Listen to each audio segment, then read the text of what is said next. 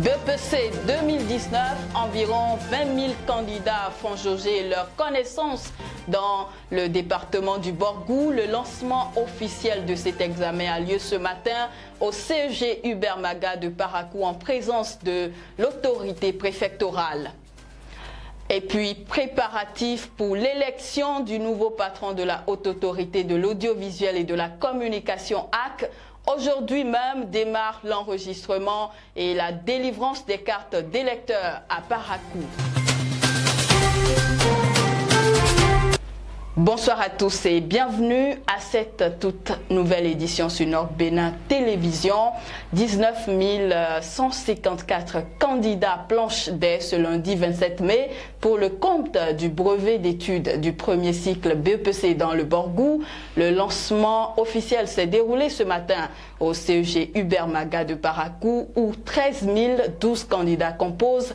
Témoin de l'événement, Franck Danton.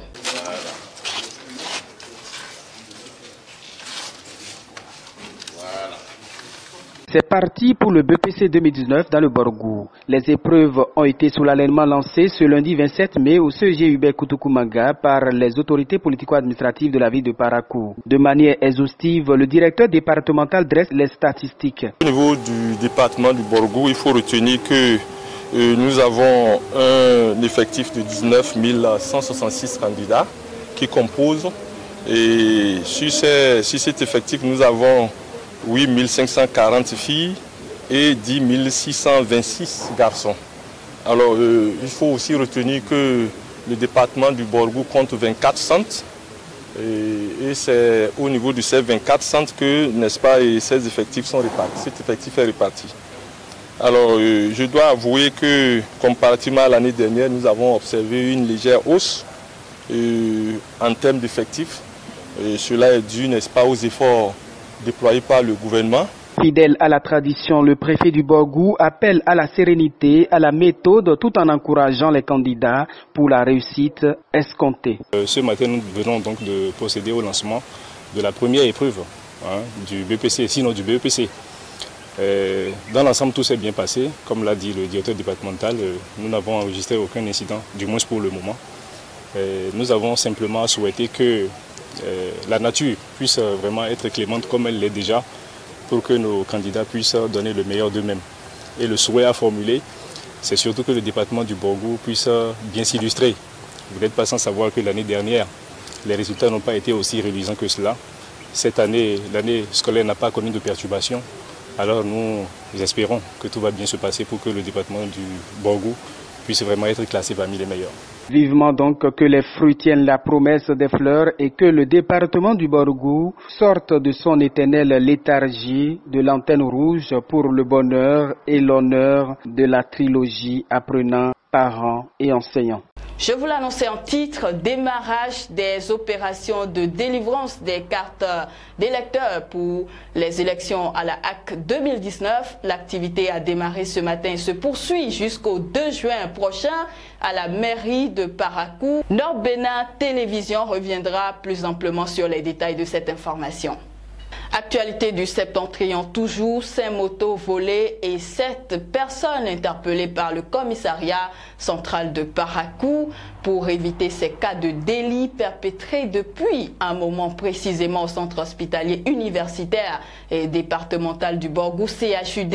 Le commissariat central de Parakou invite toute la population à contribuer à l'apport des renseignements. Emmanuel Dikongé. Ce ne sont pas seulement les malades et leurs gardes qui sont en état de péril permanent au centre hospitalier universitaire du Borgou.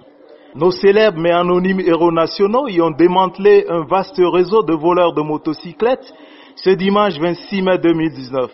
7 contractuels du centre sanitaire et leurs acolytes sont sous les verrous. Le butin, 5 motos dérobées, est à la hauteur de l'émoi, de l'inquiétude et de la consternation des Paraquois.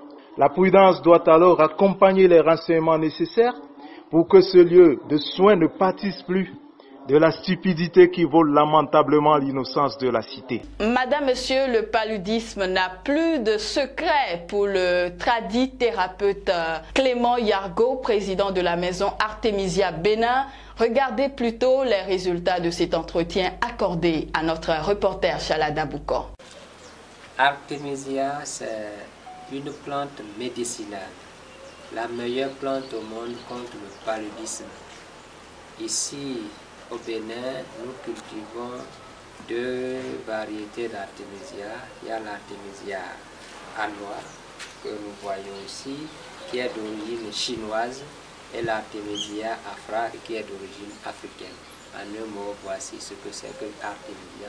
C'est une plante médicinale, actuellement la meilleure plante au monde contre le paludisme. La mission de notre réseau, la maison d'Artemisia à travers le monde, notre mandat c'est sur le paludisme, lutter contre le paludisme. Mais il y a d'autres acteurs à travers le monde dont la recherche est centrée sur d'autres maladies telles que le cancer, la tuberculose, etc.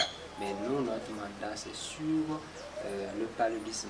Il est vrai que par expérience, beaucoup qui souffraient de la fièvre typhoïde se sont trouvés totalement guéris. Donc il faut les études cliniques pour confirmer cela. Et beaucoup d'autres maladies, telles que l'Artemisia régule la glycémie chez les diabétiques, ça facilite même la dentition chez les enfants. Ça, c'est pas l'expérience de la pratique quotidienne que nous l'avons su. Mais il est clair que l'Artemisia étant une polythérapie ne traite pas que le paludisme. Cependant, notre mission, nous, c'est le paludisme. C'est sur le paludisme que nous avons mené les études cliniques au nom de l'OMS. Mais quand je dis nous, c'est notre réseau à travers le monde entier, le réseau, la maison de l'Artemisia. C'est la fin de cette édition. Merci de l'avoir suivi. À très bientôt sur la première télévision numérique de Septentrion.